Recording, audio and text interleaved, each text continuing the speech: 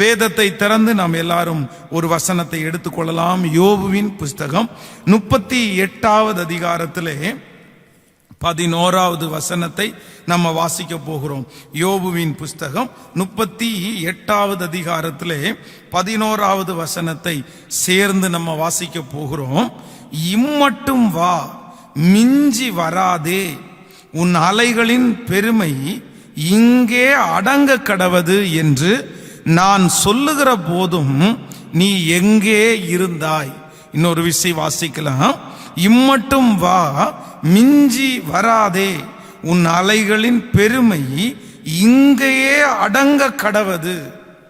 இம்மட்டும் வா, மிஞ்சி வராதே, உன் அலைகளின் பெருமை இங்கே அடங்க கடவது. என் அன்பு ஆண்டவருடைய பிள்ளைகளே, இந்த இடத்திலே ஆண்டவர் பெரும் காற்றினால் பதில் கொடுக்கிறார். யோபு தன்னுடைய வாழ்க்கையிலே ஆண்டவரை பார்த்து அநேக வார்த்தைகளை அவன் சொல்லுகிறான்.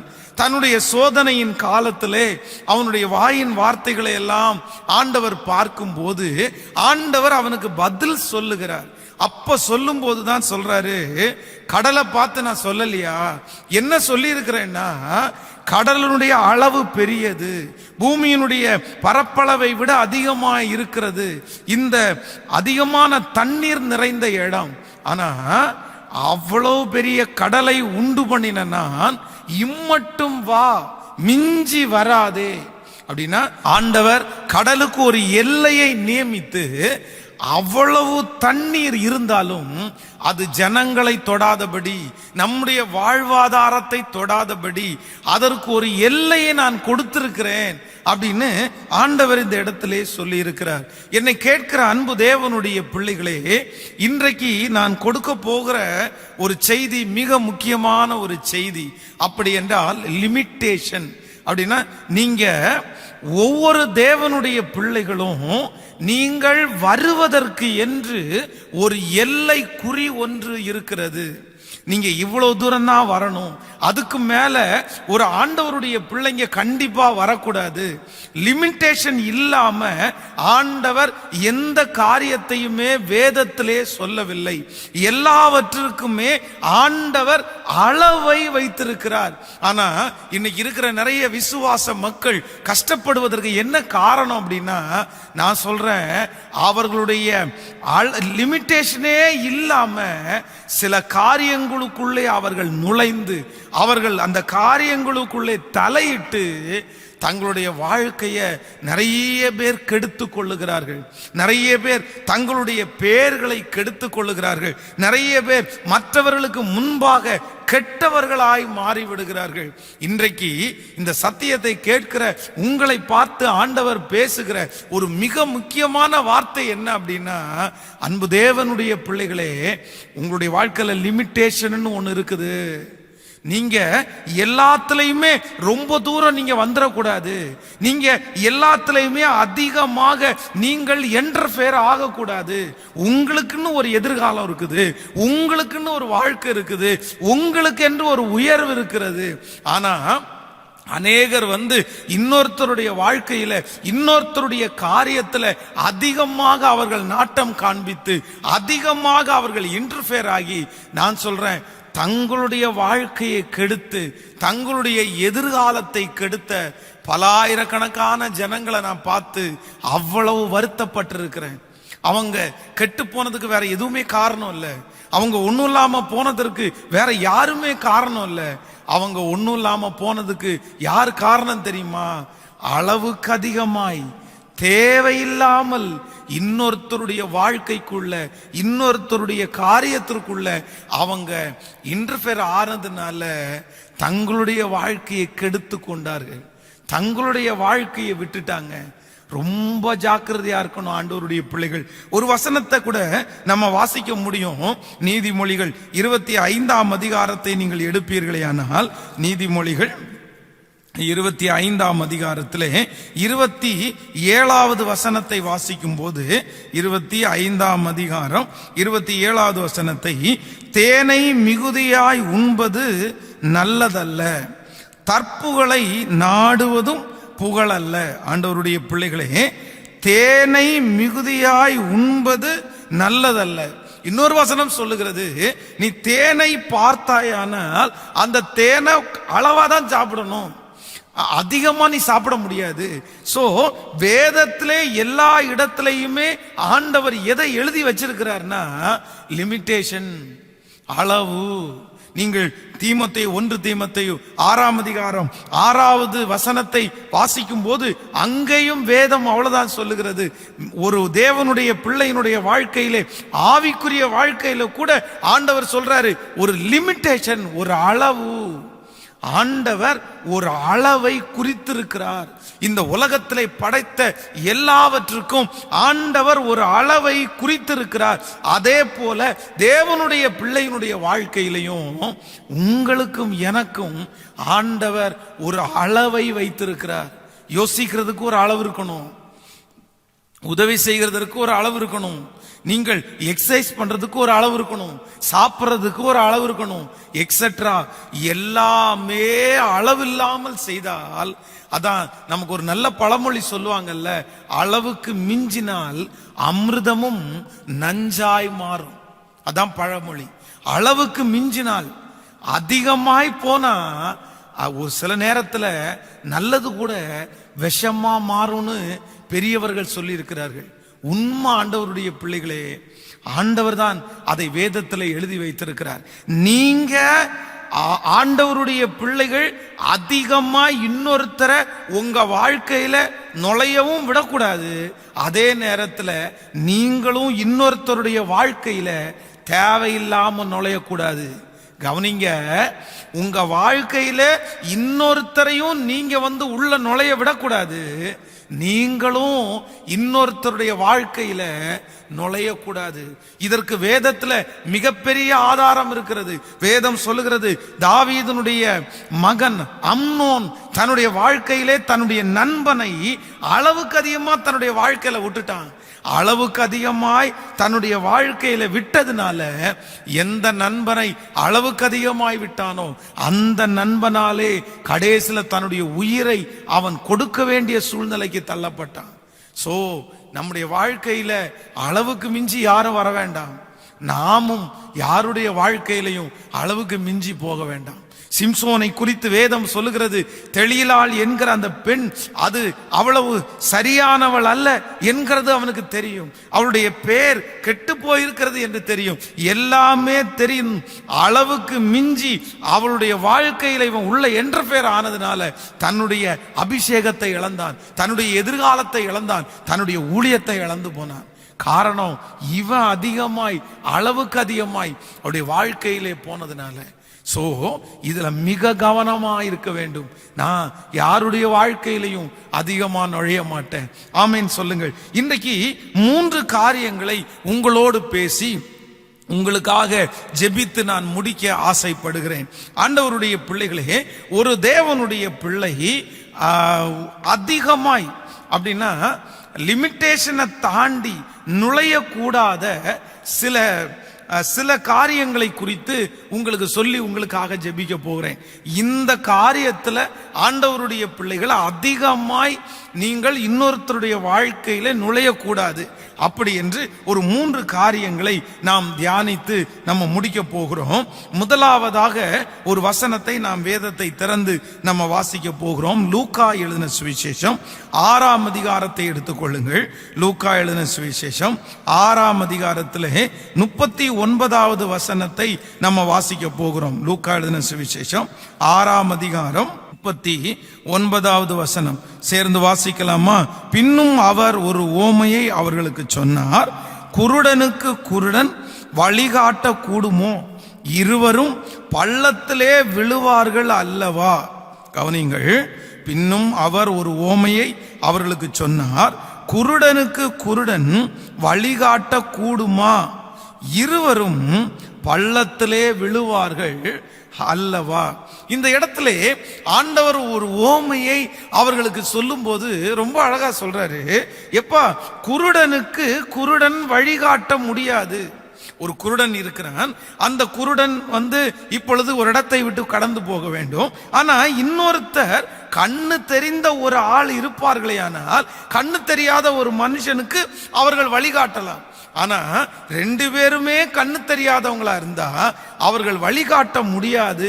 இதற்கு என்ன அர்த்தம் என்று சொன்னால், நம்பர் 1, முதலாவதாக ஒரு தேவனுடைய பிள்ளை இன்னொருத்தருடைய வாழ்க்கையில எதுல இன்டர்ஃபியர் ஆகக்கூடாதுன்னா, நம்பர் 1, மற்றவர்களுடைய தவறிலே, மற்றவர்களுடைய பாவங்களிலே ஒரு தேவனுடைய பிள்ளை ஒரு நாளும் தலையிட கூடாதுங்க, தலையிடக்கூடாது. நீங்கள் 1 தெசலோனிக்கேயர் 5ஆம் அதிகாரத்தை எடுத்துக்கொள்ளுங்கள். 1 தெசலோனிக்கேயர் 5ஆம் அதிகாரத்திலே 22வது வசனத்தை வாசிக்கும் போது மிக அழகாய் ஒரு வசனம் நமக்கு சொல்லுகிறது. ஸ்தோத்திரம். 1 தெசலோனிக்கேயர் 5ஆம் அதிகாரம் 22வது வசனம். பொல்லாங்காய் தோன்றுகிற எல்லாவற்றையும் விட்டு விலகுங்கள். பொல்லாங்காய் தோன்றுகிற எல்லாவற்றையும் விட்டு விலங்குங்கள். நன்றாய் கவனிங்கள் ஆண்டவருடைய பிள்ளைகளே. அநேக ஆண்டவருடைய பிள்ளைகளுடைய வாழ்க்கையிலே இவங்க என்ன செய்யறாங்க அப்படின்னா, மற்றவர்களுடைய வாழ்க்கையிலே இருக்கிற தவறுகளை திருத்த நினைக்கிறார்கள். மற்றவர்களுடைய வாழ்க்கையிலே இருக்கிற தவறுகளை நீங்கள் திருத்த நினைப்பது தவறல்ல, தவறல்ல. ஒரு பாவம் செய்கிற ஒரு மனிதனை, தவறு செய்த ஒரு மனிதனை கண்டிப்பா ஆண்டவருக்குள்ள கொண்டு வந்து அவனை மீட்டெடுக்க வேண்டிய அபிஷேகத்தை ஆண்டவர் இந்த ஜெபத்துல இருக்கிற நம்ம நிறைய பேருக்கு ஆண்டவர் தந்திருக்கிறார். அது மிகவும் அவசியமானது. ஆண்டவர் சொல்லும் போதே சொல்லுகிறார், சிலரை அக்கினியிலிருந்து நம்ம காப்பாற்றி விடுறதுக்காக தான் ஆண்டவர் நம்மை அபிஷேகம் பண்ணி இருக்கிறார். ஆனா ஒரு காரியத்துல ஆண்டவருடைய பிள்ளைகள் கவனமா இருக்கணும். மற்றவர்களுடைய தவறை திருத்த நினைக்கிற நீங்கள் அவர்களுடைய தவறுல ஓரளவுக்கு தான் நீங்க உள்ள என்டர்ஃபியர் ஆக முடியுமே தவிர, நீங்கள் அதிகமா என்டர்ஃபியர் ஆயிட்டீங்க அப்படின்னா, உள்ளுக்குள்ள நுழைஞ்சிட்டீங்க அப்படின்னா, நான் சொல்றேன், அவர்கள் செய்த அதே தவறை நீங்கள் செய்வதற்கு நேரிடும் என்கிறத நீங்க மறந்துடவே கூடாது. எனக்கு தெரிந்த ஒரு நபர் கடந்த சில ஆண்டுகளுக்கு முன்பாகவே அவர் மிகவும் அநேக ஜனங்களால் மதிக்கத்தக்கப்பட்ட ஒரு மனுஷன். ஆனால் ஒரு ரோட்டிலே ஒரு அனாதையை போல அவர் ஒரு நாள் வேலைக்கு போகும்போது அவர் மரித்து போய் கிடந்ததை அவர்கள் பேப்பர்ல எல்லாம் அந்த நியூஸ் வந்துருச்சு. அவர் மரித்து போனார். அப்ப எல்லாருக்குமே ரொம்ப வருத்தம். இவ்வளோ ஒரு பெரிய மனுஷன் திடீர்னு இப்படி ரோட்ல இறந்து போயிட்டாரு அப்படின்னு சொல்லி அவரை செக் பண்ணதுக்கு அப்புறம் டாக்டர்கள் ஒரு அதிர்ச்சியான ஒரு ரிப்போர்ட்டை கொடுத்தாங்க. என்ன ரிப்போர்ட்டை கொடுத்தாருன்னா, அவர் ஏற்கனவே பாய்சன் சாப்பிட்டு அவர் தற்கொலை செய்து கொண்டார் என்கிறத அவங்க அதுல மென்ஷன் பண்ணியிருந்தாங்க. அப்போ இவர் தற்கொலை பண்றதற்கு என்ன காரணம்? அவர் ஒரு திருச்சபையிலே முக்கியமான நபர், திருச்சபையினுடைய சகல காரியங்களையும் செய்கிற மனிதர். இவர் போய் எதுக்காக இப்படி செய்யணும் அப்படின்னு எல்லாருக்குள்ளேயும் ஒரு கேள்விக்குறி இருந்துச்சு. அப்போ விசாரித்து பார்க்கும்போது தான் ரொம்ப ஆச்சரியமான ஒண்ணு எங்க காதுகளுக்கு வந்துருச்சு. ஒரு விசை ஒரு வாலிப தம்பி, அந்த வாலிப தம்பி ஒரு தவறான ஒரு பழக்கத்திலே தவறான ஒரு நபரோட சிக்கி கொள்ளுகிறான். அப்ப அந்த பையனை அந்த தவறான நபரிடத்திலிருந்து வெளியே எடுப்பதற்காக அவங்க தாயும் தகப்பனும் போன் பண்ணி இவரிடத்துல எப்படியாவது என் பையனை காப்பாத்தி இருப்பா, தேவையில்லாத ஒருத்தரோட அவன் ரொம்ப ரிலேஷன்ஷிப் வச்சிருக்கிறான், இப்படியே இருந்தா அவனுடைய வாழ்க்கை கெட்டு போயிரும், அதனால எப்படியாவது அவனை காப்பாத்தணும்னு இவங்க சொன்ன உடனே இந்த நபர் அந்த நபரிடத்துல போய், அந்த பையனை நீங்க இப்படி புடிச்சு வச்சிருக்கிறது சரியில்லை, நீங்க எதுக்காக உங்க கூட வச்சிருக்கிறீங்க, அவனை விட்டுறணும் அப்படின்னு சொல்ல போன இந்த நபர் அவர்கள் நீங்க என்னென்ன தப்பு பண்ணீங்க, என்ன தப்பு செஞ்சீங்க, இதுவரைக்கும் நீங்க பண்ணின தப்பு என்னது, எத்தனை வருஷமா தப்பு பண்றீங்க, இந்த காரியத்தை எல்லாவற்றையும் விளாவரியா விளக்கம் கேட்டு கேட்டு கேட்டு கேட்டு கடைசியில அந்த பையனை அந்த கட்டிலிருந்து எடுத்துட்டாரு. ஆனா அந்த கட்டுக்குள்ள இவர் சிக்கிட்டாரு. இவர் சிக்கி திரும்ப வெளியவே வர முடியாம கடைசியில் அவருடைய வாழ்க்கை சின்னாபின்னமாகி தன்னுடைய பெயர் கெட்டு போய் தற்கொலை செய்து மாண்டு போகிற அளவிற்கு அவர் தள்ளப்பட்டு விட்டார். இந்த செய்தியை கேட்கிற யாரோ ஒருத்தருக்கு ஆண்டவர் பேசிட்டு தான் இருக்கிறாரு. அன்பு தேவனுடைய பிள்ளைகளே, ரொம்ப கவனமா இருங்க. இன்னொருத்தருடைய தவறிலே, இன்னொருத்தருடைய பாவத்திலே ஆண்டவருடைய பிள்ளைகள் டீப்பா நீங்க நுழையவே கூடாது, அதிகமாய் நுழையவே கூடாது. சிலருக்கு ஒரு பெரிய பழக்கம் இருக்குது. யாராவது ஒருத்தர், சார் இந்த மாதிரி நான் நிறைய தப்பட்டேன் சார், என்ன ஆண்டவர் ஏத்துக்குவாரா அப்படின்னு கேட்டாங்கன்னா உடனே என்ன பண்ணுவாங்கன்னா, நீ என்ன தப்பு பண்ண, எங்க தப்பு பண்ண, எத்தனை மணிக்கு பண்ணுன, எந்த இடத்துல பண்ண, எந்த வருஷத்துல பண்ணுன, நீங்க என்ன அந்த காரியத்தை எல்லாம் நம்ம என்ன கேட்டு நம்ம என்ன ஆண்டவரிடத்துல சொல்ல போறோம்? ஆண்டவரே இந்த இடத்துல இவன் இப்படி தப்பண்ணா அப்படின்னு நான் சொல்ல போறோம்?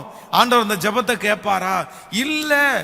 அவர்கள், நான் திரும்ப திரும்ப சொல்லுகிறேன், ஆண்டவர் ஒரு மனுஷனை சந்தித்து அந்த செய்த பாவத்திற்காக அந்த மனுஷன் ஆண்டவருடைய சமூகத்துல போய் மனம் கசந்து அழுது மன்னிப்பு கேட்டா ஆண்டவர் அந்த பாவத்தை மன்னிச்சிடுறாரு.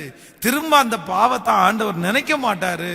ஆனா நம்ம நிறைய பேரு அந்த பாவத்தை திரும்ப திரும்ப திரும்ப மனசுல நினைச்சிட்டு இருப்போம். அவங்கள அந்த பார்வையிலே பார்ப்போம். நாமும் தவறுவதற்கு கூட நிறைய வாய்ப்புகள் இருக்கிறது. சோ இன்றையோட ஸ்டாப் பண்ணுங்க.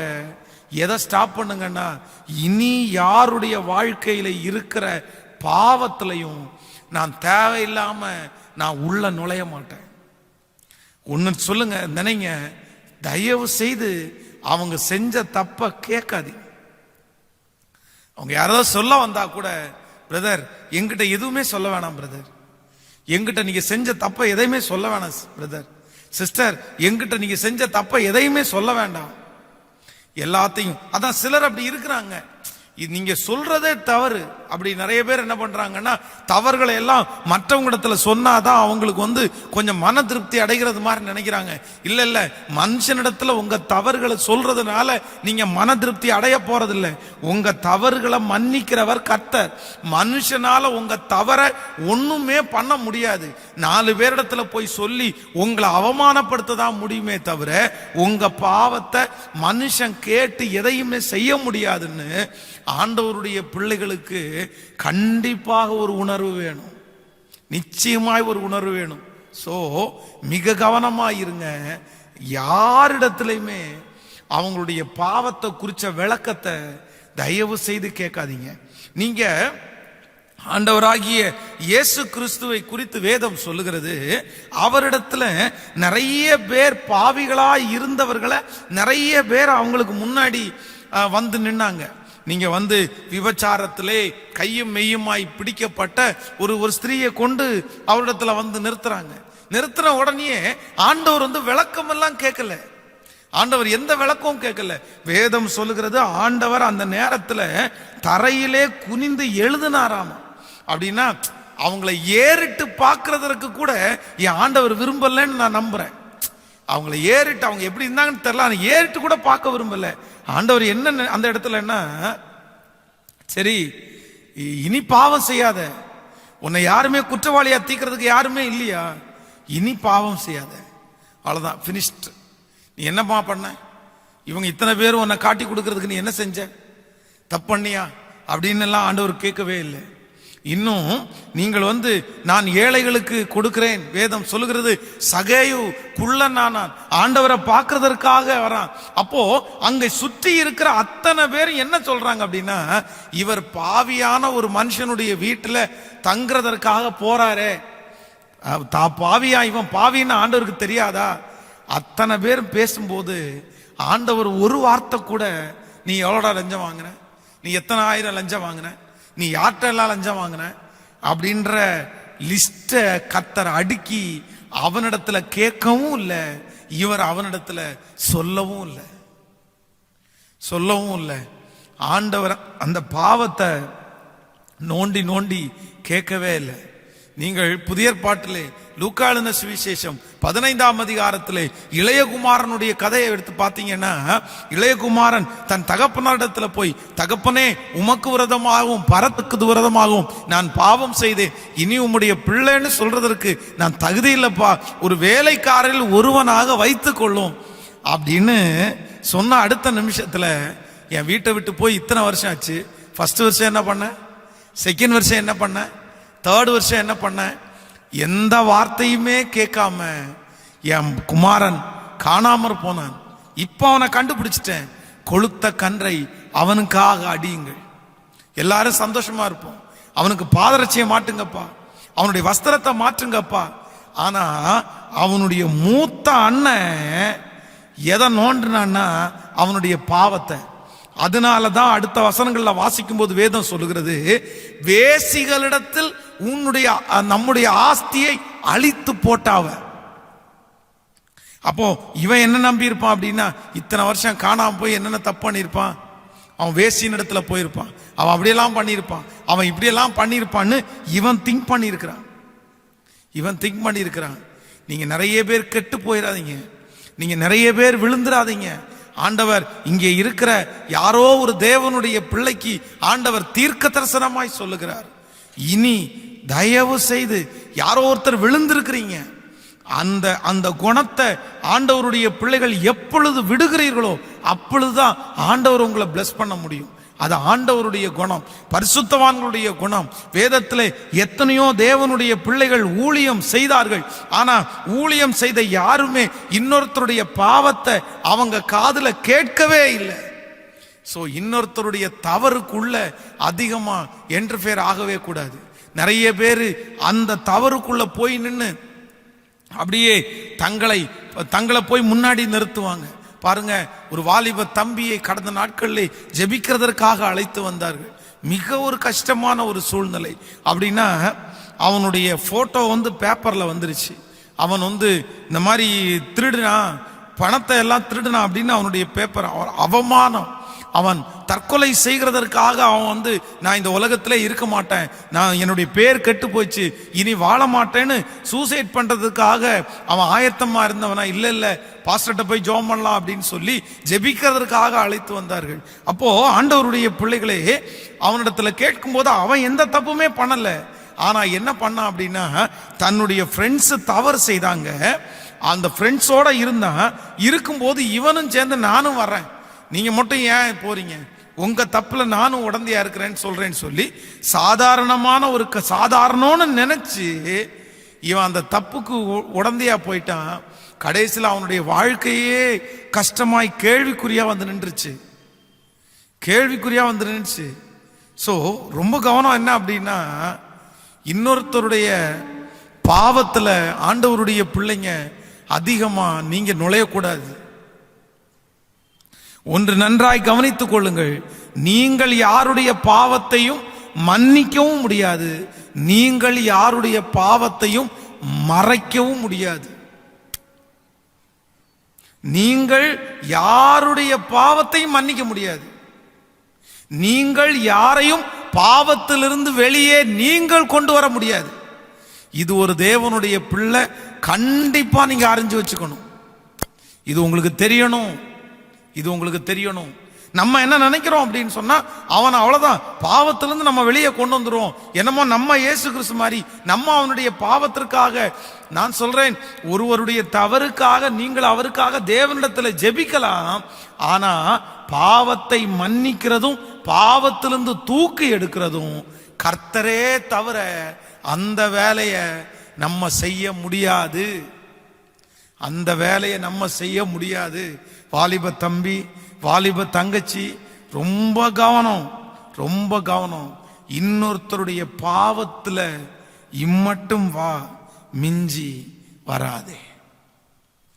யாரோ ஒருத்தர் அப்படி இருப்பீங்கன்னா ஆண்டவருடைய சமூகத்துல இன்றைக்கு ஒப்பு கொடுங்க. உங்கள்கிட்ட ஷேர் பண்ண வந்தா கூட, சரி பிரதர், ஸ்டாப் பிரதர், வேணாம் பிரதர், விட்டுருங்க பிரதர், நீங்க செஞ்சதெல்லாம் ஏன் பிரதர் என்கிட்ட சொல்லிட்டு இருக்கிறீங்க, விட்டுருங்க பிரதர், வேணாம் பிரதர், நீங்க செஞ்சதெல்லாம் ஏன் சிஸ்டர் என்கிட்ட சொல்லிட்டு இருக்கிறீங்க, அதெல்லாம் எனக்கு வேண்டாம், நீங்க ஜெபம் பண்ணுவோம், நான் உங்களுக்காக ஜெபம் பண்றேன், நீங்க என்ன செஞ்சாலும் கர்த்தர் மன்னிப்பாரு. அந்த பேச்ச அதோட ஸ்டாப் பண்ணணும்னு நினைக்கணுமே தவிர, சிலருக்கு பயங்கரமான இன்ட்ரெஸ்ட், ஐயோ ரொம்ப இன்ட்ரெஸ்ட். அப்புறம் என்ன நடந்துச்சு கேட்கறதுல குறியா இருப்பாங்க. அவங்க செஞ்ச தப்ப கேட்கறதுல ஐயோ எவ்வளவு பெரிய சந்தோஷம் அவங்களுக்கு. இல்ல இது ஒரு நல்ல குணம் இல்லை ஆண்டவருடைய பிள்ளைகளே, நல்ல குணம் இல்லை. இன்னைக்கு ஒரு முதல்வர் தீர்மானம் எடுங்க. முதலாவதாக, நான் இன்னொருத்தருடைய வாழ்க்கையினுடைய தவறுகளில் அதிகமா நான் உள்ள போகவே மாட்டேன். ஆமென் சொல்லுங்கள். சோ நம்பர் 2, இரண்டாவதாக ஒரு வசனத்தை கூட நம்ம வாசிக்க போகிறோம். வாசிக்கலாமா? ஸ்தோத்திரம். அப்போஸ்தலர் 8ஆம் அதிகாரத்திலே 27ஆம் வசனத்தை நம்ம வாசிக்க போகிறோம். எடுத்துக்கொள்ளுங்கள். அப்போஸ்தலர் நடபடிகள் 8ஆம் அதிகாரத்தை எடுத்துக்கொள்ளலாமா? 8ஆம் அதிகாரத்தில் ஸ்தோத்திரம் 8ஆம் அதிகாரம் 27வது வசனத்தை முதலாவதாக நாம் வாசிக்க போகிறோம். 8ஆம் அதிகாரம் 27வது வசனத்தை, அந்தபடியே அவன் எழுந்து போனான். அப்பொழுது எத்தியோப்பியருடைய ராஜஸ்திரியாகிய கந்தாகே என்பவர்களுக்கு மந்திரியும் அவருடைய பொக்கிஷம் எல்லாவற்றுக்கும் தலைவனுமாயிருந்த எத்தியோப்பியனாகிய ஒருவன் பணிந்து கொள்ளும்படி எருசலேமுக்கு வந்தபோது, 31வது வசனம், அதற்கு அவன், ஒருவன் எனக்கு தெரிவிக்காவிட்டால் அது எனக்கு எப்படி தெரியும் என்று சொல்லி பிலிப்பு ஏறி தன்னுடனே உட்காரும்படி அவனை வேண்டிக் கொண்டான். நீங்கள் 36வது வசனத்தை வாசிக்க போறோம். இவ்விதமாய் அவர்கள் வழி நடந்து போகையில் தண்ணீர் உள்ள ஓரிடத்திற்கு வந்தார்கள். அப்பொழுது மந்திரி, இதோ தண்ணீர் இருக்கிறதே, நான் ஞான ஸ்நானம் பெறுவதற்கு தடை என்ன என்றான். நீங்கள் 37 வாசிக்கலாம். அதற்கு பிலிப்பு, நீர் முழு இருதயத்தோடும் விசுவாசித்தால் தடை இல்லை என்றான். அப்பொழுது அவன், இயேசு கிறிஸ்துவை தேவனுடைய குமாரன் என்று விசுவாசிக்கிறேன் என்று சொல்லி ரதத்தை நிறுத்த சொன்னான். அப்பொழுது பிலிப்பும் மந்திரியும் ஆகிய இருவரும் தண்ணீரில் இறங்கினார்கள். பிலிப்பு அவனுக்கு ஞான ஸ்நானம் கொடுத்தான். மிக முக்கியமான வசனம் 39வது வசனம், அவர்கள் தண்ணீரிலிருந்து கரையேறின பொழுது கர்த்தருடைய ஆவியானவர் பிலிப்புவை கொண்டு போய் விட்டார். மந்திரி அப்புறம் அவனை காணாமல் சந்தோஷத்தோடே தன் வழியே போனான். நன்றாய் கவனிங்கள். இந்த இடத்துல எத்தியோப்பியருடைய ராஜஸ்திரியாகிய கந்தாகே என்பவர்களுக்கு மந்திரியும் அவருடைய பொக்கிஷம் எல்லாவற்றுக்கும் தலைவனுமாயிருக்கிற எத்தியோப்பியனாகிய ஒருவன். இங்க ஒரு பெரிய ஒரு போஸ்டிங்ல இருக்கிற ஒரு மனுஷன், மந்திரி என்ன பண்றாரு அப்படின்னா, தன்னுடைய ரதத்துல அவர் போயிட்டு இருக்கிறாரு. அப்போ ரதத்துல அவர் போயிட்டு இருக்கும்போது, நீங்க தொடர்ந்து வாசிங்கன்னா தெரியும், ஏசாயா எழுதின தீர்க்க தரிசன புஸ்தகத்தை அவர் வாசிச்சுட்டே போறாரு. ஆனா அவர் வாசிச்சுட்டே போகும்போது ஆவியானவர் பிலிப்புவை ஏவுறாரு. இவன் பிலிப்பு ஓடி போய் அந்த ரதத்தோட சேர்ந்து கொள்ளுகிறதற்காக ஆண்டவர் பேசுறாரு. இவர் ரதத்தோட போய் ஓடி சேர்ந்து கொண்டு இப்ப கேட்கிறாரு, நீங்க வாசிக்கிற வேத பகுதி உங்களுக்கு புரியுதா அப்படின்னு கேட்கிறாரு. உடனே அந்த மந்திரி என்ன சொல்றாரு அப்படின்னா, இல்ல நான் வாசிக்கிற வேத பகுதி யாராவது ஒருத்தர் எனக்கு விளக்கி சொல்லாவிட்டா எனக்கு எப்படி புரியும் அப்படின்னு கேட்கிறாரு. அப்படியா, சரி நான் உனக்கு விளக்கி சொல்றேன் அப்படின்னு சொல்லி மொத்தத்தையும் விளக்கி சொல்லிட்டே இருக்கிறாரு. சொல்லிட்டே வரும்போது ரதம் போயிட்டே இருக்குது. திடீர்னு ஒரு இடத்துல தண்ணீர் மிகுதியா இருக்குது. உடனே அந்த கந்தாகை என்கிறவருடைய மந்திரி கேட்கிறாரு, இதோ தண்ணீர் நிறைய இருக்கு இந்த இடத்துல, நான் ஞானஸ்நானம் எடுக்கிறதுக்கு ஏதாவது தடை இருக்கான்னு. இல்ல நீங்க விசுவாசிச்சீங்கன்னா ஒரு தடையும் இல்லை. உடனே 2 பேரும் அந்த தண்ணீரில் இறங்கி, இப்பொழுது தேவனுடைய ஊழியக்காரனாகிய பிலிப்பு அந்த மந்திரிக்கு ஞானஸ்நானம் கொடுக்கிறாரு. நீங்கள் ஞானஸ்நானம் கொடுத்த அடுத்த நிமிஷம் 39வது வசனம், அவர்கள் தண்ணீரிலிருந்து கரையேறின பொழுது கர்த்தருடைய ஆவியானவர் பிலிப்புவை கொண்டு போய் விட்டார்.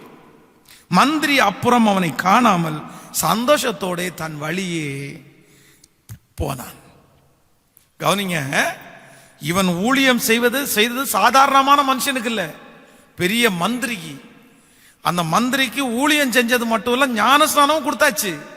இந்த ஞானஸ்நானம் கொடுத்ததற்கு பிறகு நிறைய இருக்குது. அவனை ஆவிக்குரிய வாழ்க்கையில வழி நடத்தணும். அவனை தன்னுடைய அரண்மனைக்கு கொண்டு போயிருக்கலாம். ஒருவேளை பிலிப்புக்கு அரண்மனையில இருக்கிற நிறைய பொக்கிஷங்களை கொடுக்கலாம். என்னென்னமோ நம்ம நினைப்போம். ஒருவேளை பிலிப்பு இருக்கிற இடத்திலே நாம் யாராவது இருந்திருந்தா நம்ம நினைப்போம், ஒரு மந்திரிக்கு சுவிசேஷம் சொல்றது மட்டும் இல்ல, ஞானஸ்நானம் வரைக்கும் வழி நடத்திட்டோம்டா, அவரை விட்டுற மாட்டோம். ஆனா ஆவியானவர் ஞானஸ்நானம் கொடுத்த அடுத்த நிமிஷத்துல பிலிப்பு அவரை விட்டு பிரிச்சுட்டாரு. என்ன காரணம் அப்படின்னா, நன்றாய் கவனித்துக் கொள்ளுங்கள் ஆண்டவருடைய பிள்ளைகளே, நீ எவ்வளோ பெரிய மந்திரியா இருந்தாலும் ஆவிக்குரிய வாழ்க்கையில ஒரு தேவனுடைய பிள்ளை லிமிட்டேஷன், இவ்வளவு லிமிட்டேஷன் மட்டும்தான் ஒருத்தருடைய வாழ்க்கையிலே ஆவிக்குரிய வாழ்க்கையில என்டர்ஃபியர் ஆகணுமே தவிர, ஆவிக்குரிய வாழ்க்கையில லாஸ்ட் வரைக்கும் கடைசி வரைக்கும் நான் அவனோட கூட இருப்பேன்னு நீங்க நினைச்சிடக்கூடாது. இன்னைக்கு நிறைய பேரு எதுல சிக்கப்பட்டிருக்கிறாங்கன்னா, இதுல தாங்க சிக்கப்பட்டிருக்கிறாங்க. அவர்களுடைய பிணைப்பு ஆத்துமா பிணைப்பு, ஆத்துமா பிணைப்பு. நிறைய பேர் இதுல தவறு பண்றாங்க. ஆண்டவருடைய பிள்ளைகளே, நீங்கள் தவறாக இதை புரிந்து கொள்ள வேண்டாம். ஆவிக்குரிய வாழ்க்கையிலே ஒருத்தரை நீங்கள் நடத்த வேண்டும் என்று சொன்னால் நீங்கள் நடத்தணும். உண்மைதான், நீங்க நடத்திருங்க. அவங்களுக்கு இயேசுவை பற்றி சொல்லுங்க, அவங்கள திருச்சபைக்கு கொண்டு போங்க, எல்லாத்தையுமே நீங்க ஆண்டவரை பற்றி பேசுங்க. அவங்கள கைட் பண்ணலைன்னா அவங்க விழுந்துருவாங்க பாஸ்டர். அவங்கள கைட் பண்ணலைன்னா அவங்களதான் அவங்க பின்மாறி போயிடுவாங்க. ஒன்று நினைத்து கொள்ளுங்கள், ஆவிக்குரிய வாழ்க்கையிலே சுவிசேஷத்தை அறிவித்து ஒரு ஆலயத்தில் அவங்கள கொண்டு போய் விட்டு பைபிளை அவங்களுடைய கையில கொடுத்து ஜெபத்தை சொல்லி கொடுக்கிறது தான் நம்ம வேலையை தவிர, ஆவிக்குரிய வாழ்க்கையில கடைசி வரைக்கும் அவங்களோட போகிறது நம்ம வேலை இல்லை. நிறைய பேர் ஆவிக்குரிய வாழ்க்கையில போறேன்னு சொல்லி ஓயாம அவங்களோட உட்கார்ந்து பேசி, அவங்களோட உட்கார்ந்து ஜெபம் பண்றேன்னு ஜெபம் பண்ணி தன்னுடைய வீட்டை கவனிக்காம, தன்னுடைய வேலையை கவனிக்காம, கடைசியில் அவர்கள் 2 பேருக்குள்ளேயும் தேவையற்ற பிணைப்புகள் உண்டாகி இப்படி உடைந்து போன எத்தனையோ குடும்பங்களை என் கண்ணுல பார்த்து தான் உங்களுக்கு சொல்றேன். ஆவிக்குரிய வாழ்க்கையில கூட இன்னொருத்தருடைய வாழ்க்கையில போகிறதற்கு ஒரு லிமிட்டேஷன் இருக்குது. லிமிட்டேஷன் இருக்குது. எப்படி பாஸ்டர் சொல்றீங்கன்னு கேக்குறீங்களா? ஆண்டவர் குஷ்டரோகியான ஒரு மனுஷனை ஆண்டவர் சரி பண்ணிடுறாரு. நன்றாய் கவனிங்கள், குஷ்டரோகியான ஒரு மனுஷனை ஆண்டவர் சரி பண்ணி அவன் ஆண்டவருடைய சமூகத்துல நிற்கும் போது ஆண்டவர் ஏசப்பா என்ன சொல்றாரு தெரியுமா? டேய், நீ போய் ஆசாரியனுக்கு உன்னை காண்பித்து, ஆசாரியனுக்கு உன்னை காண்பிச்சு நீ சொஸ்தமானத அவன் ஓகேன்னு சொல்லிட்டா நீ வாழ்ந்திருப்பா. ஆசாரியனுக்கு போய் காண்பி. ஆண்டவரே டீல் பண்ணி கடைசி வரைக்கும் அவன் கூட போல. இங்க இருக்கிற அத்தனை பேருடைய வாழ்க்கையிலையும் நம்முடைய வேலை என்ன அப்படின்னா, ஆண்டவரை காமிக்கிறது மட்டும்தான் நம்முடைய வாழ்க்கை வேலை. ஏசப்பாவை காமிச்சிருங்க, பைபிளை காமிச்சிருங்க, ஜெபத்தை காமிச்சிருங்க.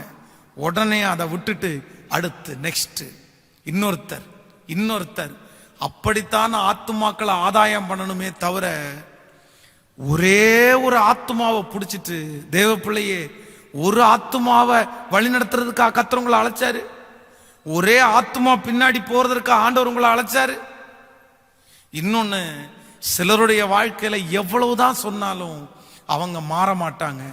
அவர்களுக்காக சிலருக்காக எஃபோர்ட் எடுக்கிறது கூட ரொம்ப, நான் சொல்றேன், அது வேஸ்டா போயிருது. ஆண்டவர் ரட்சிக்க முடியாத மனுஷன் இல்லை, ஆண்டவர் தொட முடியாத மனுஷன் இல்லை. நம்ம அவர்களுக்காக ஜெபம் பண்ணுவோம், நம்ம அவர்களுக்காக திறப்புல நிற்போம். ஆனா அதே நேரத்துல நீங்க ஒரே மனுஷனுடைய வாழ்க்கையில, ஆவிக்குரிய வாழ்க்கையில ரொம்ப ஆண்டவருடைய பிள்ளைகள் ரொம்ப இன்டர்ஃபியர் ஆகக்கூடாது. இன்னொருத்தருடைய ஆவிக்குரிய வாழ்க்கையிலையும் நமக்கு ஒரு லிமிட்டேஷன். ஜெபிங்கன்னு சொல்லலாம், ஆனா ஓயாம ஜெபிங்கன்னு சொல்ல முடியாது. அது கணவனா இருக்கலாம், மனைவியா இருக்கலாம், பிள்ளைகளா இருக்கலாம். இன்னைக்கு நிறைய கணவனார் வீட்டில் பிரச்சனை, நிறைய மனைவி வீட்டில் பிரச்சனை. எதுக்கு தெரியுமா? கிறிஸ்தவ குடும்பத்தில் நடக்கிற பிரச்சனையிலே 80% பிரச்சனை ஜெபிக்கல, பைபிள் வாசிக்கல, சர்ச்சுக்கு போகல. இப்படிப்பட்ட பிரச்சனை தான் ரொம்ப அதிகமா இருக்குது. ஆண்டவருடைய பிள்ளைகளே, சர்ச்சுக்கு போகிறது எல்லாம் நம்ம சொல்லி ஒரு மனுஷனை சர்ச்சுக்கு போக வைக்க முடியாது. நம்ம சொல்லி ஒரு மனுஷனை பைபிள் வாசிக்க வைக்க முடியாது. நம்ம ஜெபம் பண்ண சொல்லி ஒரு மனுஷனை ஜெபிக்க வைக்க முடியாது. நல்லா கவனிச்சுங்க. நிறைய பேரு பிள்ளைகளை அப்படிதான் ஜோமன்னு சொல்லி நிறைய பிள்ளைங்க ஜோம் பண்ணாத பார்த்து குடும்பத்துக்குள்ள ஒரே சண்டை பிரச்சனை. ஐயோ நிம்மதியே இல்ல பாஸ்டர், என் பிள்ளையால் நிம்மதி இல்லை, என் கணவனாரால் நிம்மதி இல்லை, இவன் ஜெபிக்க மாட்டேங்கிறான், இவன் ஜெபிக்க மாட்டேங்கிறான், கணவனார் ஜெபிக்க மாட்டேங்கிறான், கணவனார் அப்படியே வந்து சொல்றாரு என் மனைவி ப்ரே பண்ண மாட்டேங்கிறான், காலையில என்ன வேலை, வீட்டுல என்ன வேலை, ஜோம் பண்ணலாம் இல்ல, பைபிள் வாசலாம் இல்ல, போனை நோண்டிட்டு என்னென்னமோ கம்ப்ளைண்ட். நான் சொல்றேன், அவர்கள் ஜெபிக்கணும்னு சொன்னா நம்ம முழங்கால நின்று ஜெபம் பண்ணாதான் அந்த ஜெப ஆவி அவங்கள தொட்டு தொட்டு தொட்டு அவங்க ஜெபிக்கிறவர்களா மாறிடுவாங்க. இன்னொருத்தர் ஜெபிக்கணும்னு ஆசைப்படுற நீங்க முழங்கால நின்று ஜெபம் பண்ணுங்க. உங்க ஜெப சத்தம் வீட்டில் கேட்கட்டும். சில நேரத்தில் உங்க வீட்டில் இருக்கிறவங்க உங்க ஜெப சத்தத்தை கேட்டும் ஜெபிக்கலைன்னா நீங்க கவலைப்படாதீங்க, அவங்க நோட் பண்ணிட்டு தான் இருக்காங்க. கண்டிப்பா வெகு சீக்கிரத்தில் அவர்கள் ஜெபிக்கிறவர்களாய் மாறுவார்கள். அதான் நிறைய விறகு எரிஞ்சிட்டு இருக்க இடத்துல ஒரு பச்சை விறகா போட்டா எரிஞ்சிடும். நீங்க ஜெபம் பண்ண ஆரம்பிக்கும் போது அந்த ஜெப ஆவி அவர்களை பற்றி பிடிக்கும். நம்முடைய திருச்சபையில அதிகாலை ஜெபம் நடந்து கொண்டிருக்கும் போது 5 மணி ஜெபத்துக்கு எல்லாரும் காலையில 4:30 மணிக்கே எந்திரிச்சு குளிச்சுட்டு ரெடியாகி வருவாங்க. தூங்குறதே கொஞ்சமான நேரம். ரொம்ப சந்தோஷமா இருக்கும், அதிகாலை ஜெபத்துக்கு இத்தனை பேர் வர்றாங்களே அப்படின்னு. ஆனா ஒரு சிலர் எனக்கு சொல்லி இருக்கிறாங்க, வீட்டுக்கு போன உடனே சண்டை காத்துட்டு இருக்கும் அப்படின்னு. ஏன் சண்டை காத்துட்டு இருக்கு அப்படின்னு கேட்டா, இங்க இருந்து இவங்க 5 மணி ஜெபம் முடிச்சுட்டு வீட்டுக்கு போகும்போது வீட்டுல இருக்கிற எல்லாருமே தூங்கிட்டு இருப்பாங்க. உடனே இவங்களுக்கு பயங்கரமான கோபம் வரும். நான் ஜெபம் பண்ணிட்டு வந்தேன், நீங்க யாருமே அதான் நம்ம ஒரு நாள் ஜெபம் பண்ணிட்டோம்னா மற்றவங்க எல்லாம் நமக்கு பாவியா தெரிஞ்சிருவாங்களே, அவங்க எல்லாம் பாவியா தெரிற மாதிரி எல்லாம் ஒரே பிரச்சனை. நீ ஜெபம் பண்ணாம படுத்து தூங்கிட்டே இருக்கிற, பாரு உனக்கு அப்படி நடக்க போகுது இப்படி நடக்க போகுது, அதனால்தான் நீ நல்லா இல்ல, அதனால்தான் அப்படி ஆயிட்ட இப்படி ஆயிட்ட. இங்க இருந்து சத்தியத்தை கேட்டு அபிஷேகத்துல நிறைஞ்சு ஜெபம் பண்ணி வீட்டுக்கு போன உடனே சண்டை இழுக்கிறதுக்கு ஆண்டவர் உங்களை இந்த 5 மணி ஜெபத்துக்கு எழுப்பி விட்டாரு. அதுக்கு நீங்க 5 மணி ஜெபத்துக்கு வராம வீட்டுல படுத்து தூங்கினாலே பரவாயில்லன்னு நான் சொல்லுவேன். ஏன்னா உங்க வாயினால நீங்க பாவமே செய்ய மாட்டீங்கல்ல, உங்களுக்கு கோபம் வராது இல்ல, உங்களுக்கு எரிச்சல் வராது இல்ல. ஜெபத்திற்கு வந்து எரிச்சல் பட்டு ஜெபத்திற்கு வந்து கோபப்படுறதுக்கு ஜெபத்துக்கு வராமலே இருக்கலாமே, ஜெபத்துக்கு வராமலே இருக்கலாமே. அவர்கள் எழும்பாமல் இருக்கும் போது உங்களுக்கு என்ன தோணணும்னா, ஒரு காலத்துல நானும் இந்த மாதிரி 5 மணிக்கு எந்திரிச்சு ஜெபிக்கல, இன்னைக்கு ஜெபம் பண்றேன், சரி ஓகே நாளைக்கும் அவங்க ஒரு நாள் ஜெபம் பண்ணுவாங்க அப்படின்னா ஆவிக்குரிய வாழ்க்கைய நம்ம திணிக்க முடியாது, நம்மளை பார்த்து தான் கத்துக்கொள்ள முடியும். சோ ஆவிக்குரிய வாழ்க்கையில இன்னொருத்தருடைய வாழ்க்கையில போகிறதற்கு ஒரு லிமிட்டேஷன்ஸ் இருக்குது. ரொம்ப பிரஸ் பண்ணி கழுத்தை பிடிச்சி நெரிச்சு நீ செய்யினா நிச்சயமா இன்னைக்கு இருக்கிற ஜெனரேஷன்ஸ் நிறைய பேரை செய்ய மாட்டாங்க.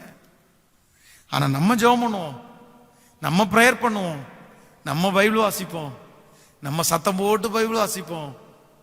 நிச்சயமா சொல்றேன், நம்முடைய ஜெப ஆவி அவங்கள கண்டிப்பா தூக்கி எடுக்கணும்னு நான் நம்புறேன். ஹல்லேலூயா. சோ நம்பர் 2, இன்னொருத்தருடைய ஆவிக்குரிய வாழ்க்கையில ஆண்டவருடைய பிள்ளைங்க ஒரு அளவு தான். வளர்த்து விட்டீங்களா, சொல்லி விட்டீங்களா, நீ பாத்துக்கப்பா, நீ நல்லா பாத்துக்கப்பா, நீ நல்லா செய்ப்பா, ஆண்டவர் கூட இருப்பார், தேங்க்யூ, காட் பிளஸ் யூ. இந்த ஆண்டவரை மட்டும் விட்டுறாது. எப்பாவது ஒருத்தர் அவங்க கவுன்சிலிங் கேட்கும்போது இப்படி போ ஆலோசனை சொல்றது தவறு இல்லை. அவங்க பின்னாடியே போயிட்டு விடுறானா என்ன செய்ய போறான் இல்ல. ஹல்லேலூயா. இதுக்கு இந்த வசனம் மட்டும் ஆதாரம் இல்ல, இன்னொரு வசனத்தை நீங்க வாசிக்க முடியும். அப்போஸ்தலர் 9ஆம் அதிகாரத்திலே 17வது வசனத்தை வாசிக்கும் போது, அப்போஸ்தலர் 9ஆம் அதிகாரம் 17வது வசனம், அப்பொழுது அனனியா போய் வீட்டிற்குள் பிரவேசித்து அவன் மேல் கைகளை வைத்து, சகோதரனாகிய சவுலே, நீ வந்த வழியே உனக்கு தரிசனமான இயேசுவாகிய கர்த்தர் நீ பார்வை அடையும்படிக்கும் பரிசுத்த ஆவியினாலே நிரப்பப்படும்படிக்கும் என்னை அனுப்பினார் என்றார். உடனே அவன் கண்களிலிருந்து மீன் செதில்கள் போன்றவைகள் விழுந்தது. அவன் பார்வை அடைந்து எழுந்திருந்து ஞான ஸ்நானம் பெற்றான். பின்பு அவன் போஜனம் பண்ணி பலப்பட்டான். சவுல் தமஸ்குவில் உள்ள சீடருடனே சில நாள் இருந்து தாமதமின்றி கிறிஸ்து தேவனுடைய குமாரன் என்று ஆலயங்களிலே பிரசங்கித்தான். நன்றாய் கவனிங்கள். இங்கே அப்போஸ்தலனாகிய பவுலை ஆண்டவர் சந்திக்கிறார். சவுலா இருந்தவனே ஆண்டவர் பவுலா மாத்துறாரு.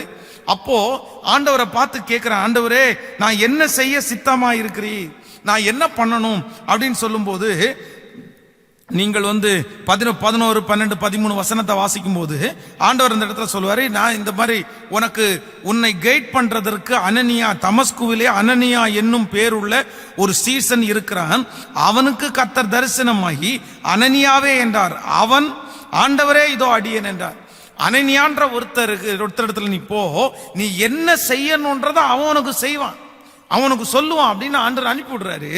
அனனியாவிடத்துல சொல்றாரு, இந்த மாதிரி என்னுடைய சுவிசேஷத்திற்காக நான் தெரிந்து கொண்ட பாத்திரமாகி ஒருத்தன் வரான், அவனுக்காக ஜெபம் பண்ணி நீ அபிஷேகத்தை கொடுத்து இன்னும் அவனுக்கு வார்த்தைகளை சொல்லி நீ அனுப்பிடுன்னு அவன்கிட்ட சொல்லிடுவாரு. சோ ஒரு மிகப்பெரிய அப்போஸ்தலன், இதுவரைக்கும் இஸ்ரவேல் தேவனுடைய ஜனங்களை துன்புறுத்தினவன், காவலிலே போட்டவன், முதல் இரத்த சாட்சியாகிய ஸ்தேவான் மரிக்கிறதற்கு சவுலும் காரணமா இருந்தவன், இப்படிப்பட்ட ஒரு மனிதனை ஊழியம் செய்வதற்காக அனனியாவுக்கிட்ட கர்த்தர் வாய்ப்பு கொடுக்கிறாரு.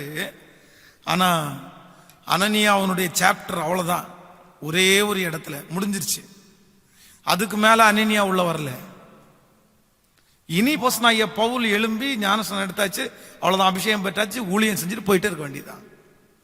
சோ நீங்கள் மிஞ்சி வராத ஒன்று என்ன அப்படின்னா, இன்னொருத்தருடைய ஆவிக்குரிய வாழ்க்கையில ஓவரா உள்ள போக வேண்டாம். அதுவே உங்களுக்கு ஆபத்தாக மாறிவிடும். ஹல்லேலூயா. நம்பர் 3, மூன்றாவதாக ஒரு காரியத்தை கடைசியாக உங்களோட சொல்லி உங்களுக்காக ஜெபித்து முடிக்கிறதற்கு நான் ஆசைப்படுகிறேன். வேதத்தை திறந்து நம்ம வாசிக்கலாமா? 1 சாமுவேலின் புஸ்தகத்தை நீங்கள் எடுத்துக்கொள்ளுங்கள். 1 சாமுவேலின் புஸ்தகம் 15ஆம் அதிகாரத்தை நாம் எடுத்துக்கொள்ளலாம். 1 சாமுவேல் 15ஆம் அதிகாரம் 9வது வசனம். சவுலும் ஜனங்களும் ஆகாகையும் ஆடு மாடுகளில் முதல் தரமானவைகளையும் 2ஆம் தரமானவைகளையும் குட்டிகளையும் நலமான எல்லாவற்றையும் அழித்து போட மனதில்லாமல் தப்ப வைத்து அற்பமானவைகளையும் உதவாதவைகளுமான சகல வஸ்துக்கள் முற்றிலும் அழித்து போட்டார்கள். அப்பொழுது கர்த்தருடைய வார்த்தை சாமுவேலுக்கு உண்டாகி அவர் சொன்னது, நான் சவுலை ராஜாவாக்கினது எனக்கு மனஸ்தாபமாய் இருக்கிறது. அவன் என்னை விட்டு திரும்பி என் வார்த்தைகளை நிறைவேற்றாமல் போனான் என்றார். அப்பொழுது சாமுவேல் மனம் நொந்து ராமுழுதும் கர்த்தரை நோக்கி கூப்பிட்டான். நன்றாய் கவனிங்கள் ஆண்டவருடைய பிள்ளைகளே, இந்த இடத்திலே சவுல் ராஜாவை குறித்து வேதத்திலே சொல்லுகிறது. 32வது வசனத்தை நம்ம வாசிக்கும் போது 32, பின்பு சாமுவேல் அமலேக்கின் ராஜாவாகிய ஆகாகை என்னிடத்திற்கு கொண்டு வாருங்கள் என்றான். ஆகாக் சந்தோஷமாய் அவனிடத்தில் வந்து மரண கசப்பு அற்று போனது நிச்சயம் என்றான். சாமுவேல், உன் பட்டயம் ஸ்திரீகளை பிள்ளையற்றவன் ஆக்கினது போல ஸ்திரீகளுக்குள்ளே உன் தாயும் பிள்ளையற்றவள் என்று சொல்லி சாமுவேல் கில்காலிலே கர்த்தருக்கு முன்பாக ஆகாகை துண்டித்து போட்டான். ஏற்கனவே இந்த சவுல் ராஜாவினிடத்திலே யுத்தத்திற்கு போகும்போது ஆண்டவர் தெளிவாய் சொல்லி அனுப்புகிறார், இல்லப்பா அங்க எதையுமே வைக்க வேண்டாம், எல்லாத்தையுமே நிர்மூலம் பண்ணு, எல்லாத்தையுமே அழிச்சிரு. அது சொன்னதற்கு நிறைய ரீசன் இருக்குது, நிறைய காரணம் இருக்குது. அந்த ஜனங்களுக்குள்ளே இருந்த வியாதி, அந்த ஜனங்களுக்குள்ளே இருந்த பழக்க வழக்கம், அந்த அப்படி இருந்ததுனால ஆண்டவர் முழுவதுமா வாஷ் அவுட் பண்ண சொன்னாரு. ஆனா இந்த சவுல் ராஜா ஆகாக் என்கிற அந்த நாட்டினுடைய ராஜா இவனை அப்படியே ப்ளீஸ் பண்றாரு. என்னை கொன்றாதப்பா, என்னை கொன்றாதப்பா, நான் உனக்கு அடிமையப்பா, உனக்கு என்ன வேணாலும் செய்யறாப்பா சொன்ன உடனே அந்த ராஜாவையும் உயிரோட வச்சு அங்க இருக்கிற முதல் தரமான 2ஆம் தரமான ஆடு மாடுகளில் கொஞ்சவற்றை அவர் உயிரோட வச்சிட்டார். ஆண்டவர் இந்த இடத்துல துக்கப்படுறத, சவுல் ராஜாவை ராஜ்ய பாரத்திலிருந்து நீக்கி விட்டது எல்லாம் இந்த அதிகாரத்தில் வருகிறது. ஏன் அப்படின்னா, ஒன்று நினைத்துக் கொள்ளுங்கள் ஆண்டவருடைய பிள்ளைகளே, ஒருத்தருடைய வாழ்க்கையில மூணாவது நீங்க எதுல ரொம்ப இன்டர்ஃபியர் ஆகக்கூடாது அப்படின்னா, அவங்க கஷ்டத்துக்குள்ள நீங்க ஓரளவுக்கு தான் போக முடியுமே தவிர அவங்க கஷ்டத்துல நீங்க ரொம்ப அதிகமா இன்டர்ஃபியர் ஆகக்கூடாது. இம்மட்டும் வா, மிஞ்சி வராதே. நம்பர் 3, மூன்றாவதாக லிமிட்டேஷன். நீங்க எதுல குறைச்சுக்கணும்னா, ஆண்டவருடைய பிள்ளைகளை உதவி செய்கிறது தவறு என்று நான் சொல்லல. நமக்கு இரக்க குணம் அதிகமாய் தேவை. நம்முடைய மனது உருக்கம் நமக்கு தேவை. ஆண்டவர் நமக்காய் மனது உருகிறவர். ஆண்டவர் நமக்காய் மனது உருதுனால்தான் நம்ம இந்த அளவுக்கு ஆசீர்வாதமா இருக்கிறோம். எல்லாமே எல்லாமே எல்லாமே ஓகே தான். ஆனா ஒன்று ஆண்டவர் சொல்லும் போது சொல்றாரு, ஒரு டைம் ஒருத்தனை விட்டு ஒரு பிசாசு போயிருச்சுன்னா அவன் தீமையில நடக்கும்போது திரும்ப போன பிசாசு 7 பிசாசை கொண்டு வந்து உள்ள உட்கார வச்சுக்குமா. சோ ஒரு கஷ்டத்துல ஒரு தேவனுடைய பிள்ளைக்கு, அதுவும் உங்களுக்கு மிஞ்சி இருக்கிற உதவிய செய்கிறது தவறல்ல. சிலர் பார்த்தீங்க அப்படின்னா அவங்களுடைய கஷ்டத்துக்கு உள்ளே போயிருவாங்க. அவங்க கஷ்டத்துக்கு உள்ளே போயிருவாங்க. இல்ல இல்ல இல்ல இல்ல, அவர்களுக்கு உதவி செய்கிறதற்கு செய்யுங்கள். அவர்களை யாரோ ஒருத்தரிடத்துல சேர்த்து விடுங்கள். உங்களால முடிஞ்சதை செய்யுங்க. ஆனா ஒரு லிமிட்டேஷனுக்கு மேல இன்னொருத்தருடைய கஷ்டத்துக்கு உள்ள நீங்க தலைய கொடுத்துட்டீங்க அப்படின்னா நீங்களும் சிக்கிருவீங்க, அவங்களையும் வெளியே கொண்டு வர முடியாம போயிடும். நான் ஆண்டவருடைய சமூகத்தில் சொல்றதை பொறுத்த வரைக்கும், ஒரு தேவனுடைய பிள்ளையினுடைய வாழ்க்கையிலே கஷ்டம் வருகிறது என்றால் ஆண்டவருடைய அனுமதி இல்லாம அந்த கஷ்டம் வராது. ஒண்ணு, ஆண்டவர் அந்த கஷ்டத்தை அவங்களுக்கு கொடுத்திருக்கிறதுக்கு காரணம் அவர்களை உயர்த்த போறாரு. இல்லைன்னா அந்த கஷ்டம் ஆண்டவர் அவர்களை ஏதோ ஒரு காரியத்திற்காக ஆண்டவர் அவங்களை சிட்சிக்கிறாரு. இல்ல அப்படின்னா அந்த காரியத்துல ஆண்டவர் அவங்களுக்கு ஏதோ ஒன்றை கற்றுக் கொடுக்கிறார். ஒன்னு உயர்த்த நினைக்கிறார், இன்னொன்னு கற்றுக் கொடுக்க நினைக்கிறார், இன்னொன்னு ஆண்டவர் அவங்களுக்கு தண்டனையா கொடுக்கிறார். சோ இந்த 3க்கு மிஞ்சி ஒரு தேவனுடைய பிள்ளையினுடைய வாழ்க்கையில கஷ்டம் வராது, கஷ்டம் வராது. அப்படிப்பட்ட கஷ்டத்துல நீங்க வரும்போது சில டைம் ஆண்டவர் அவன் தவறு செய்ததற்காக கர்த்தர் அவங்களுக்கு அந்த பனிஷ்மெண்ட்டை கொடுத்து அவங்கள ஆண்டவர் நிறுத்தணும்னு நினைக்கும் போது நீங்க குறுக்காலோட போய் இல்ல இல்ல நான் தான் இயேசு கிறிஸ்து, அவன் கஷ்டத்துல நான் கூட இருப்பேன் அப்படின்னு நிக்க முடியாது, நிக்க முடியாது. ஆபிரகாமை குறித்து வேதம் சொல்லுகிறது, லோத்து ஒரு விசை லோத்துவையும் குடும்பத்தையும் சோதோம் குமார ராஜாக்கள் எல்லாரையும் அந்நிய நாட்டு ராஜாக்கள் சிறைபிடித்து கொண்டு போகும்போது தன்னுடைய வீட்டிலே கைப்படி பழகினவர்களை கூட சேர்த்து எல்லாரும் யுத்தம் பண்றது கூட்டிட்டு போயிட்டான். கூட்டிட்டு போய் யுத்தம் பண்ணி லோத்துவை அவனுடைய குடும்பத்தில் இருக்கிற எல்லாரையுமே மீட்டு கொண்டு வந்துட்டான். ஆனா 2வது விசை அந்த சோதோம் குமார பட்டணம் இப்போ அழிய போகுது. ஆனா திறப்புல நின்னா, ஆண்டவரே துன்மார்க்கரோட துன்மார்க்கரோட சேர்ந்து நீதிமான்களையும் அழிப்பது உமக்கு தூரமா இருப்பதாக. 50 நீதிமான்கள் ஆண்டவருடைய சமூகத்தில் ஜெபிச்சது உண்மை. ஆனா இந்த டைம் அவன் வந்து போக முடியல, போய் காப்பாத்த போல. ஜெபம் பண்ணது உண்மைதான், ஒரு லிமிட் இருக்குப்பா. நான் உனக்காக ஜெபம் பண்றேன், நான் உனக்காக ஃபாஸ்டிங் கூட போடுறேன், உனக்காக சாப்பிடாம உட்காந்து கர்த்தருடைய சமூகத்தில் கெஞ்சுறேன். ஆனா நான் ஓவரா உன்னுடைய வாழ்க்கையில வர முடியாது. இன்றைக்கு இந்த சத்தியத்தை கேட்கிற அன்பு தேவனுடைய பிள்ளையே, நிறைய ஃபேமிலியில இதாங்க பிரச்சனை. நான் சொல்றேன், அக்கா தங்கச்சி பாசம் வேணான்னு சொல்லல, அண்ணன் தம்பி பாசம் வேணான்னு சொல்லல, கண்டிப்பா தேவை. ஆனா நிறைய பேருடைய குடும்பத்திற்கே கஷ்டம் வர்ற அளவுக்கு அக்கா தங்கச்சியினுடைய கஷ்டத்தை பார்த்து பார்த்து தங்க குடும்பத்தை விட்ட எத்தனை பேரை பார்த்துருக்கேன் தெரியுமா? ஐயோ எங்க அக்கா கஷ்டப்படுறா, ஐயோ எங்க தம்பி கஷ்டப்படுற. நான் சொல்றேன் உண்மைதான். அவங்களுக்காக ஜெபம் பண்ணுவோம். ஆனா தங்கச்சியை நினைச்சு நினைச்சு, அக்காவை நினைச்சு நினைச்சு, அண்ணனை நினைச்சு நினைச்சு, குடும்பத்தை நினைச்சு நினைச்சு, அப்பாவை நினைச்சு நினைச்சு, இவங்க பிள்ளைகளை பார்க்கல, இவங்க கணவனார பார்க்கல, இவங்க மனைவியை பார்க்கல, இவங்க வேலையை பார்க்கல. நீங்க நல்லா இருந்தாதான் அவங்களுக்கு உதவி செய்ய முடியுன்றத மறந்துட்டீங்களா? அவங்களுக்கு தாங்கிறதுக்கு கர்த்தர் பலன் தருவார், தப்பி சொல்றதுக்கு வழி செய்வார். ஆனா நீங்க ரொம்ப அவங்க கஷ்டத்துக்குள்ள என்டர்ஃபியர் ஆகி உங்க ஆவிக்குரிய வாழ்க்கையை, உங்களுடைய வாழ்க்கையை, உங்களுடைய உயர்வை தயவு செய்து கெடுத்துக்காதீங்க. ரொம்ப கேர்ஃபுல். ஹல்லேலூயா. இன்னைக்கு ஆண்டவருடைய சமூகத்துல இந்த காலை வேளையில ஒப்பு கொடுங்க.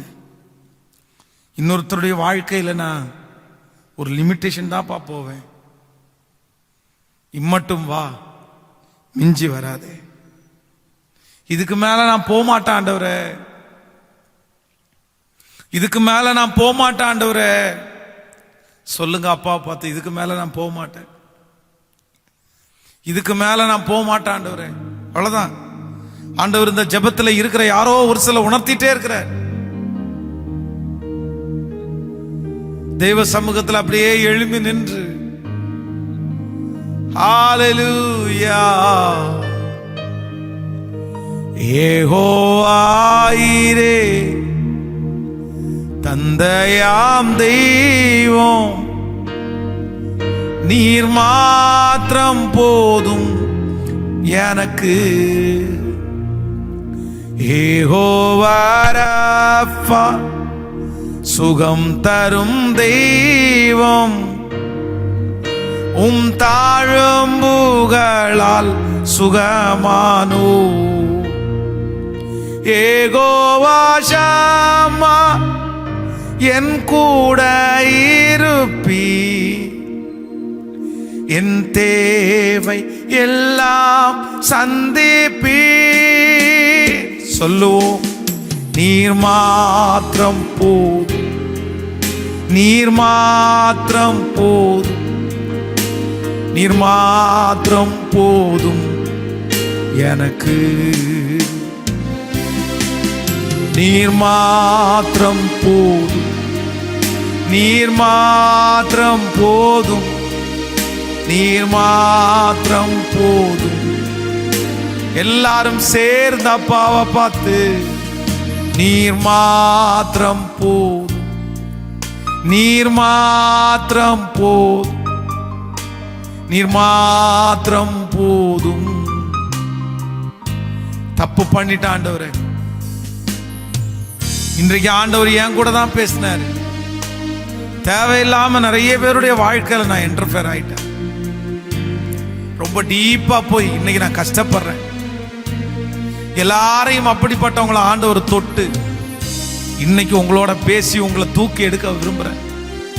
சொல்லுங்க, கையை உயர்த்தி, அப்பா என்ன தூக்கி எடுங்க. யாருடைய வாழ்க்கையிலையும் தேவையில்லாம நான் உள்ள நுழைய கூடாதுப்பா. ஓ நன்றி. சேர்ந்து சொல்லுவ, நீர் மாத்திரம் போதும், நீர் மாத்திரம் போதும், நீர் மாத்திரம் போதும், நீர் மாத்திரம் போதும் எனக்கு. நீர் மாத்திரம் போதும், நீர் மாத்திரம் போதும், நீர் மாத்திரம் போதும். உடைய கைகளில் இருக்கிற காணிக்கைகளை, தசம பாகங்களை திருச்சபையினுடைய கட்டிட பணிக்காக இடத்திற்காய் கொடுக்கிற காணிக்கைகளை உயர்த்தி காண்பித்து 1000 மடங்கு ஆசீர்வதிங்கப்பா. உம்முடைய கரத்திலிருந்து வாங்கி உமக்கு தருகிறோம். இதை பிளஸ் பண்ணுங்க ராஜா. உம்முடைய பிள்ளைகளை லட்சங்களுக்கு கோடிகளுக்கு நம்பும். உங்க பிள்ளைகள் கொடுக்கிற காணிக்கைகள், தசம பாகங்கள், சபைக்காக கொடுக்கிற காணிக்கைகளை அங்கீகரித்து, வாடகைக்காய் கொடுக்கிற காணிக்கைகளை அங்கீகரித்து லட்சமாய் கோடிகளாய் பெருக பண்ணும். அவர்களுக்கு நிறைய கொடுங்கப்பா. தேவைகள் சந்திக்கப்படட்டும் ஆண்டவரே.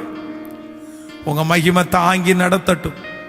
இந்த நாள் முழுதும் உங்கள் பிரசன்னம் எங்களை நடத்தினதற்காய், இந்த ஜபத்தில் கலந்து கொண்டிருக்கிற ஒவ்வொரு பிள்ளைகளையும் ஆண்டவர் ஆசீர்வதித்து கனப்படுத்துங்கப்பா.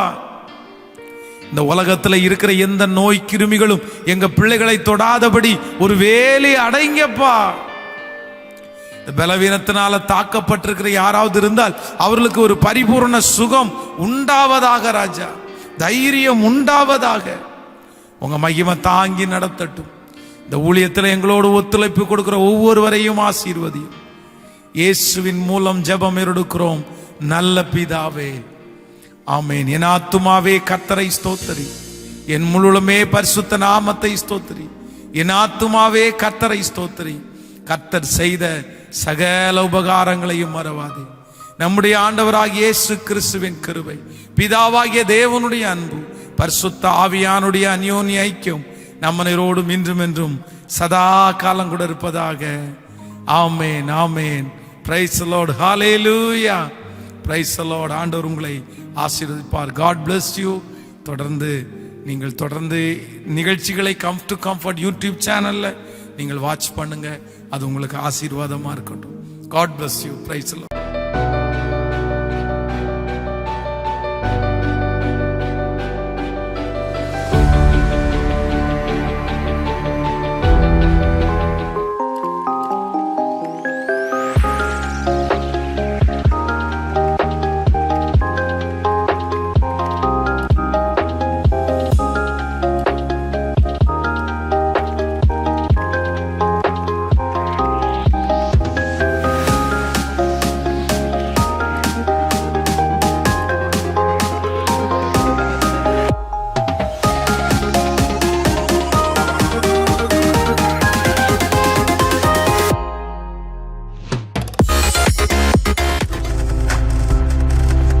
நீங்கள் பார்த்துக் கொண்டிருப்பது உங்கள் ஜாய் டிவி. உங்கள் துக்கம் சந்தோஷமாய் மாறும்.